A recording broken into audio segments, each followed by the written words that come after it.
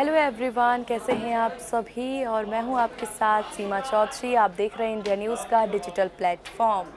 बात करेंगे राजस्थान चुनाव में ओबीसी माफ़ कीजिएगा, यहाँ पर ओबीसी फैक्टर को लेकर के। तो ओबीसी फैक्टर की अगर हम बात करें, यानी ओबीसी AIMIM असदुद्दीन ओवैसी, तो उनका अगर जिक्र करते हैं तो लगातार उनको बीजेपी की बी पार्टी करार दिया जाता है कथित तौर पर, लेकिन इस बात से वो काफ़ी नाराज़ भी हो जाते हैं। अब राजस्थान चुनाव में यहाँ पर AIMIM भी अपना दांव आजमाने के लिए पूरी तरह से तैयार है। अपने जो उम्मीदवार हैं यहाँ पर उनके द्वारा भी उतारे गए हैं मैदान में। जहां आपको बता दें कि रविवार को ऐसा हुआ कि ओबीसी के द्वारा एक सार्वजनिक बैठक को संबोधित किया गया और कांग्रेस पर इस बीच उन्होंने जमकर निशाना साधा। राजस्थान में सरकार कांग्रेस की है। उन्होंने पूछा कि अगर आप लोग बीजेपी को वोट नहीं देते हैं तो फिर पार्टी सफल कैसे होती है। ओवैसी ने आगे कहा, राहुल गांधी और अशोक गहलोत के वोटर भी पीएम मोदी को अपना हीरो मानते हैं। कोई बड़ी बात यहाँ पर ओवैसी साहब कहते नजर आ रहे हैं।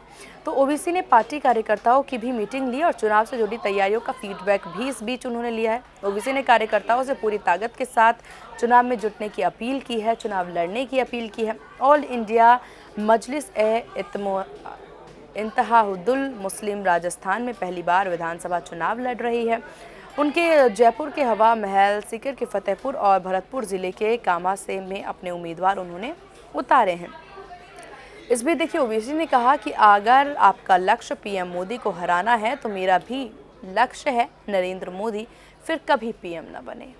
अगर मैं आपसे पूछूं कि क्या आपने कभी बीजेपी को वोट दिया है, आप इससे इनकार करेंगे तो फिर मैं बीजेपी सफल कैसे होती है ये पूछूंगा। उन्होंने आगे कहा कि राहुल गांधी और अशोक गहलोत के वोटर भी पीएम को अपना हीरो मानते हैं और फिर हम जब चुनाव में होते हैं तो कहते हैं कि ओवैसी वोट काटने के लिए यहाँ आ गए हैं। ओवैसी ने कहा कि मैं इन लोगों से पूछना चाहता हूँ कि मैं यहाँ पहली बार चुनाव लड़ रहा हूँ, फिर बीजेपी कैसे जीत गई। बीजेपी के सभी सांसद 2019 में कैसे जीत गए।